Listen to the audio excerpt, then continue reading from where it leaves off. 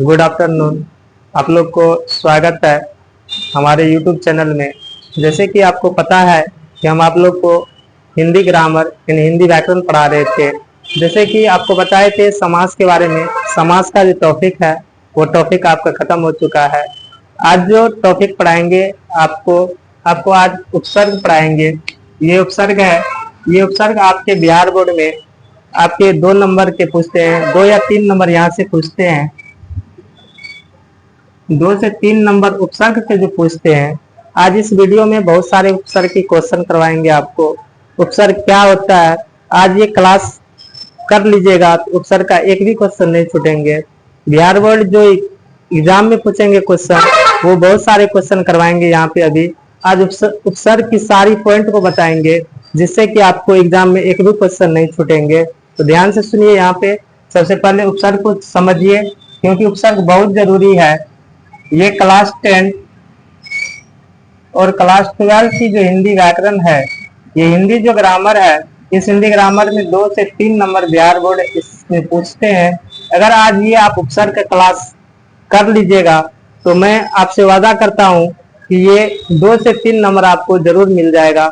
आप लोग वीडियो में बने रहे, वीडियो को पूरा देखिएगा और आपको समझना है। इसमें हम आपको समझाते हैं। देखिए यहाँ पे कहा गया है कि उपसर्ग वह शब्दांश है, उपसर्ग वह शब्दांश या अवयव है जो किसी शब्द के आरंभ में जुड़कर उसके अर्थ में यानी मूल शब्द के अर्थ में विशेषता ला दे या उसका अर्थ ही बदल देते हैं।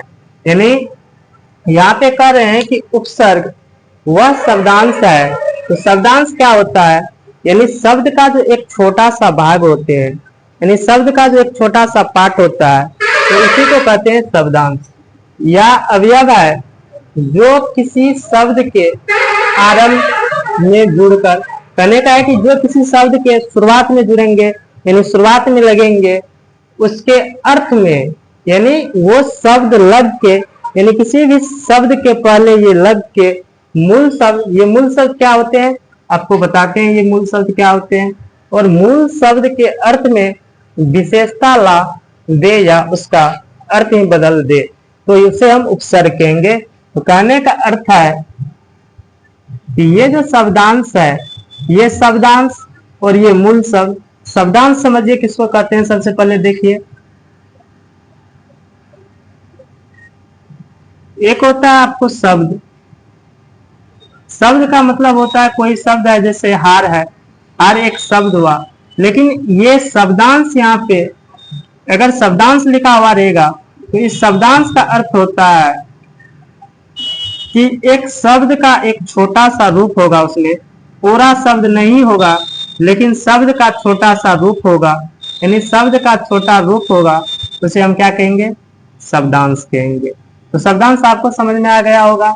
अब कहते हैं कि उसके अर्थ में मूल शब्द के अर्थ में विशेषता ला दे या उसका अर्थ ही बदल देता है। तो ये जो मूल शब्द होंगे वो मूल शब्द कौन होंगे हम आपको बताएंगे यहाँ पे। तो देखिए आपको शब्दांश जहां तक होगा कि समझ में आ गया होगा। अब देखिए कि यहाँ पे कह रहे हैं कि उपसर्ग, यानी अगर इसको ट्रिक से याद रखे तो इसका कहना है कि उपसर्ग वह शब्दांश होते हैं जो किसी शब्द के पहले लगकर उस शब्द का अर्थ ही बदल देते हैं। तो कैसे अर्थ बदलेगा हम दिखा देते हैं आप लोग को। देखिए यहाँ पे कह रहे हैं शब्द,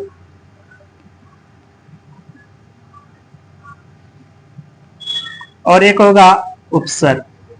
ध्यान से समझिए। ये जो शब्द है तो ये शब्द कैसे होगा? जैसे कोई शब्द ले लीजिए आप, जैसे मान ले लीजिए, और अगर इसमें हम परस उपसर्ग लगाएंगे तो ये दोनों शब्द मिलके क्या बनेगा? वह बन जाएगा परमान। अगर ये परमान बना है तो एक नया शब्द हुआ।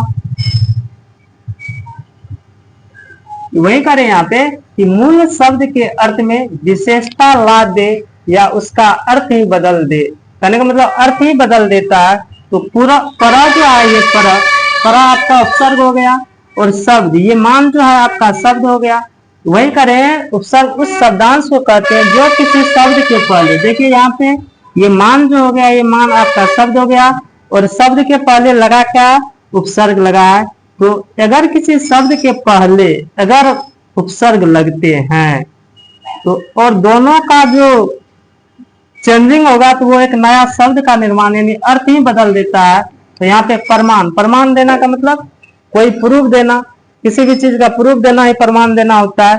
तो ये शब्द जो है, ये शब्द आपका क्या हो गया, उपसर्ग इसका क्या होगा, प्रमाण यानी परा होगा, क्योंकि एक छोटा सा भाग है, ये शब्दांश है और शब्द के पहले जब लगते हैं तो वही क्या कहलाते हैं, आपका उपसर्ग कहलाते हैं। उसी प्रकार देख लीजिए यहाँ पे जैसे अभि प्लस मान से क्या बना है, अभिमान।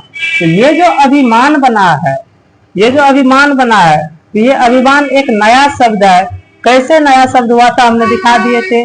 और ये मान जो है, मान आपको एक शब्द हुआ और किसी भी शब्द के पहले अगर, किसी भी शब्द के पहले अगर जो चीज लगते हैं उसी को हम क्या कहते हैं, उपसर्ग कहते हैं। तो ये अभी जो आपका हो गया, ये क्या हो गया आपका, ये आपका उपसर्ग हो जाएगा।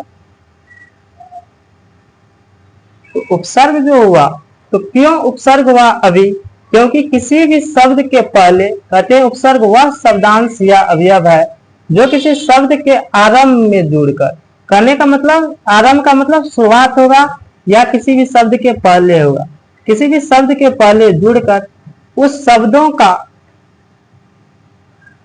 कहते हैं जुड़कर उसके अर्थ में परिवर्तन ला देते हैं या बदल देते हैं। क्योंकि अभी प्लस मान, क्योंकि मूल जो शब्द थे हमारा वो क्या थे, वो मान था। इसमें अगर अभी लग गए तो इससे बना क्या है, अभिमान। अभिमान का मतलब होता है कि अपने आप पर गर्व करना। तो अपने आप पे जो गर्व करेगा तो उसी को क्या कहते हैं, अभिमान कहते हैं।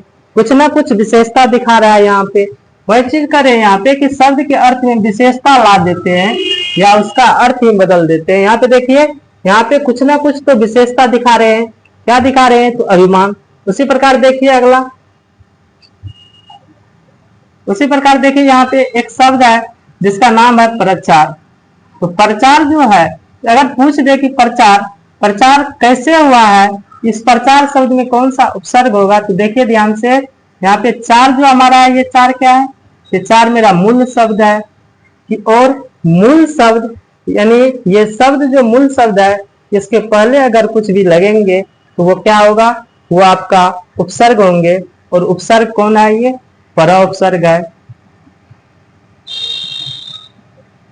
कहने का अर्थ है किसी भी शब्द के पहले अगर उपसर्ग आते हैं तो दोनों शब्दों को मिलकर एक क्या कर देते हैं, नया अर्थ, नया शब्द बना देते हैं या विशेषता यानी उसके अर्थ को ही बदल देते हैं। उसी प्रकार देखिए परा में अगर ये चार हमारा मूल शब्द हो गए, इस चार से क्या बना है, परा जब लग गया तो वह पराचार। प्रचार करना का मतलब क्या होगा, प्रचार करने का मतलब हुआ कि किसी का प्रचार प्रसार करना, किसी के बारे में बताना, उसी को प्रचार करना कहते हैं। उसी प्रकार यहाँ पे और देख लीजिए एग्जाम्पल पे, जैसे देखिए ये जो पूरा शब्द आपको दिखाई दे रहा होगा, ये पूरा शब्द आपका क्या है, ये पूरा शब्द आपका मूल शब्द है। कहने का मतलब ये कौन सा शब्द है, मूल शब्द है।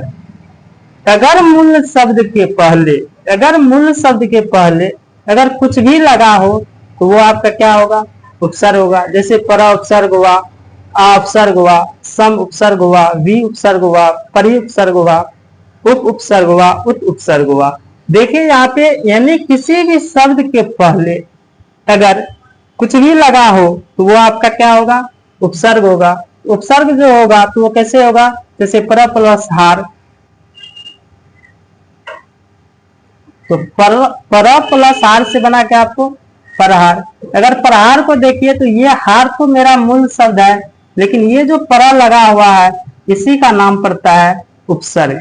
उसी प्रकार देखिए जैसे है आ प्लस हार, यानी आ प्लस हार से जो बना है ये क्या बना है, आहार। तो आहार जो बना है तो पूछेगा कि अगर आहार में कौन सा उपसर्ग है, तो हार हमारा मूल शब्द है, इसमें लगा क्या है, आपका क्या हो जाएगा, उपसर्ग हो जाएगा।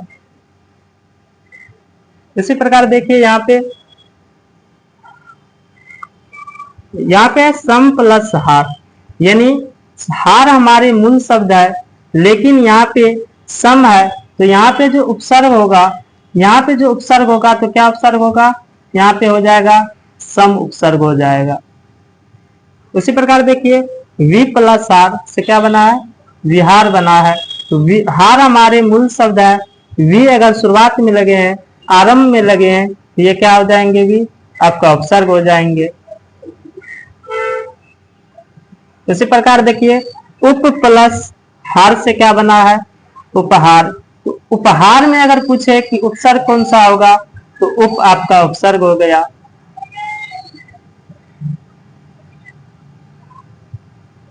इसी प्रकार यहाँ पे देखिए, यहाँ पे हार हमारे मूल शब्द है और उत्त हमारा उपसर्ग है। अगर उद्धार में पूछ दे कि उद्धार में कौन सा उपसर्ग है, आपको कौन सा उपसर्ग होगा, यानी उत्त उपसर्ग होगा। ध्यान से समझिएगा, यहाँ पे तो बहुत सारे शब्द ऐसे होंगे, बहुत सारे ऐसे शब्द होंगे कि जिसके पहले जो लगा होगा वही आपका उपसर्ग होगा, लेकिन ऐसा नहीं है। कुछ ऐसे छोटे छोटे वर्ड होते हैं जो शब्द का छोटा रूप होता है, शब्दांश, वो इस टाइप में लगा रहता है, जो आधा लगा हुआ रहता है। तो देखिए उसको कि कैसे समझना, ध्यान से समझिए, इसको आप लोग देख लीजिएगा।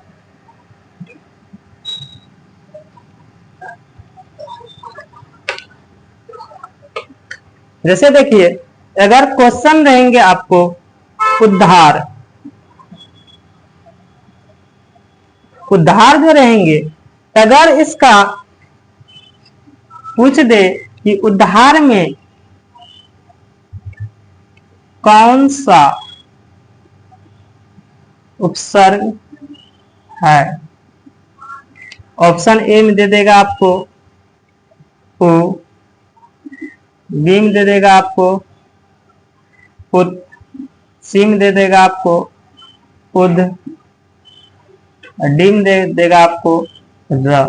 ध्यान से समझिए, क्योंकि हमने बताए हैं अभी कि उपसर्ग उसे कहेंगे, यानी उपसर्ग उस शब्द को कहेंगे जो किसी भी शब्द के प्रारंभ में लगते हैं और प्रारंभ में लगने के बाद उस शब्द का अर्थ में बदल देते हैं, उस शब्द का पूर्ण रूपेण अर्थ बदल देंगे। लेकिन यहाँ पे देखिए कहते हैं उद्धार, इससे पहले हमने बताए थे कि उत्त प्लस हार, यानी उत्त प्लस हार से बना था क्या, उद्धार बना था। लेकिन देखिएगा तो यहाँ पे देखिए बोलिएगा कि शुरू में हर्षाऊ लगा हुआ है, तो ऑप्शन ए में मार दीजिए। ऐसा करने से यहाँ पे नंबर कट जाएगा, क्योंकि हार हमारे मूल शब्द है, और हार शब्द के पहले जो लगा हुआ है ये उत लगा हुआ है, तो कहने का मतलब उत हमारा क्या होगा, उत हमारा उपसर्ग होगा। तो कहने का अर्थ है यहाँ पे हर्षाऊ नहीं मारना है, यहाँ पे मारना क्या है, उत मारना है। क्यों हुआ, क्योंकि हार शब्द हमारा मूल शब्द था, उससे पहले क्या लगा है, उत लगा है, तो ये क्या हुआ, आपका उपसर्ग होगा, हर्षाऊ नहीं होगा इसमें। तो क्योंकि तो आधा है इसीलिए उत होगा, यानी ऑप्शन बी सही होंगे यहाँ पे। उसी प्रकार और देख लीजिए, जैसे रहेगा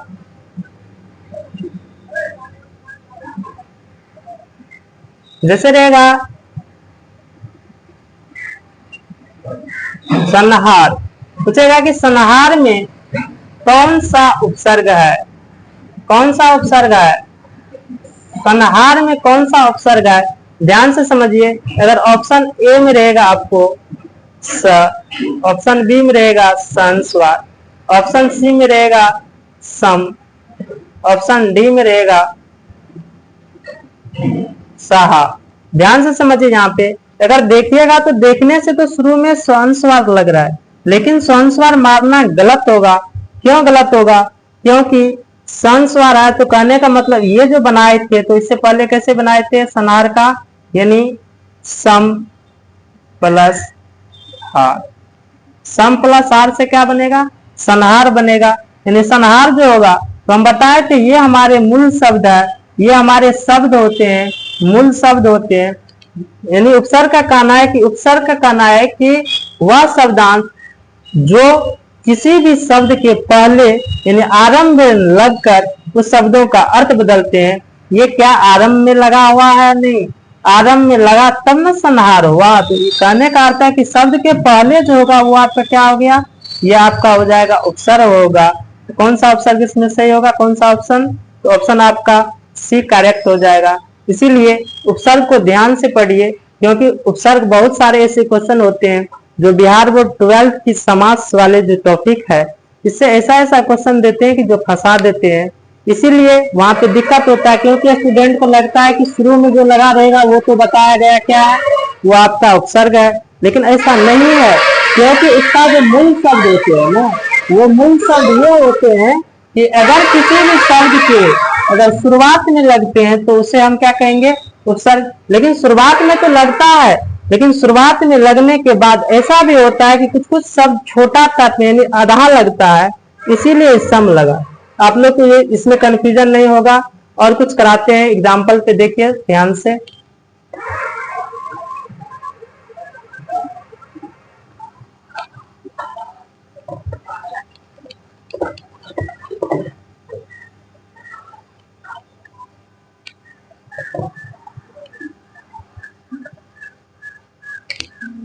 जैसे रहेगा, क्वेश्चन रहेगा आपको कि परवीन, परवीन जो ये शब्द है, परवीन शब्द में कौन सा उपसर्ग है?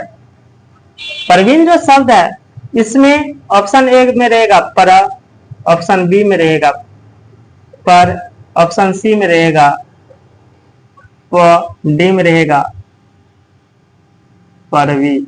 देखिए ध्यान से समझिए, क्योंकि हमने बताए हैं परवीन। तो परवीन कहने का मतलब यहाँ जो विन है यह आपका मूल शब्द हुआ। विन शब्द है जो मूल शब्द है, लेकिन शुरू में जो लगा हुआ है ये आपका उपसर्ग है। तो यहाँ पे ये नहीं कि यहाँ पे प र अदा कर देंगे, ऐसा नहीं है, ऐसा नहीं करना है। यहाँ पे शुरू में देखना है और परा है तो परा पाले में मार देंगे। ध्यान से समझिए। इसी प्रकार से आपको क्वेश्चन पूछेंगे। अगला देख लीजिए आप, जैसे रहेगा रानी में कौन सा उपसर्ग है? तो रानी जो होगा इसमें देखिए कुछ नहीं करना है, शुरू में देखना है। इसका आंसर क्या होगा? रा। रा कौन सा हो गया? रा आपका उपसर्ग हो गया। लगभग आपको अब उपसर्ग में दिक्कत नहीं होगा। इसीलिए नहीं होगा क्योंकि उपसर्ग की बहुत सारी पॉइंट है जो मैंने आपको समझा दिए हैं। ध्यान से समझिएगा। जैसे और देख लीजिए, जैसे रहेगा अज्ञान। ये जो अज्ञान है, इस अज्ञान में अगर पूछे कि कौन सा उपसर्ग होगा, कुछ नहीं करना है, क्योंकि ज्ञान हमारे मूल शब्द है। यानी किसी भी शब्द के अगर पहले जो लगा रहेगा वो आपका उपसर्ग होते हैं। इसका जो राइट आंसर होगा और आपका क्या हो गया? उपसर्ग हो गया। जैसे रहेगा अपमान रहेगा। अपमान में अगर पूछ दे कि कौन सा उपसर्ग होगा, तो ध्यान से समझिए। यहाँ पे ऑप्शन में रहेगा ऑप्शन बी में रहेगा अप, ऑप्शन सी में रहेगा अभी, ऑप्शन डी में रहेगा मान। ध्यान से समझिए। यहाँ भी देखिए ध्यान से। अगर यहाँ पे अगर हम मूल शब्द निकालेंगे तो क्या पमान का कोई मूल शब्द निकलता है? कोई शब्द हो सकता है पमान? नहीं होगा। क्यों नहीं होगा? क्योंकि ये जो मान है ना, मान एक शब्द है, मान का कुछ ना कुछ अर्थ भी निकलता है। और अगर यहां से पमान निकालेंगे तो इसका कुछ अर्थ नहीं निकलेगा। इसीलिए यहाँ पे ये जो अप लगा हुआ है, ये अप आपका क्या होगा? उपसर्ग होगा। तो कहने का मतलब है इसमें क्या मारेंगे? इसमें मारेंगे आपको अप। अप आपका क्या हो जाएगा? उपसर्ग होगा। उसी प्रकार से यहाँ पे और नहीं मार सकते हैं, क्योंकि अगर और मारिएगा तो गलत हो जाएगा। और एक चीज ध्यान से समझिए, यहाँ पे उपसर्गों की संख्या जो हिंदी में होते हैं, यानी हिंदी में जो उपसर्ग की संख्या होते हैं वो आपको 10 उपसर्ग होते हैं। याद रखिएगा इसको, ये भी पॉइंट पूछते हैं। हिंदी में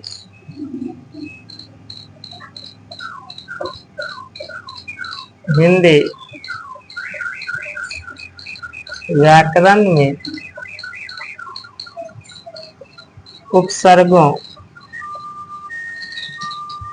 की संख्या कितने होते हैं आपको? 10 होते हैं। और लेकिन संस्कृत में जो उपसर्गों की संख्या होते हैं, संस्कृत में जो उपसर्गों की संख्या होगा वो आपको 22 होगा। यानी संस्कृत में उपसर्गों की संख्या 22 और हिंदी में जो होगा तो यानी 10 होगा। यह भी क्वेश्चन बिहार बोर्ड पूछ देते हैं, इसीलिए हमने आपको करवा दिए। उसी प्रकार और एग्जाम्पल देख लीजिए। अब उपसर्ग में कोई दिक्कत उम्मीद होने वाला नहीं है। जैसे देख लीजिए,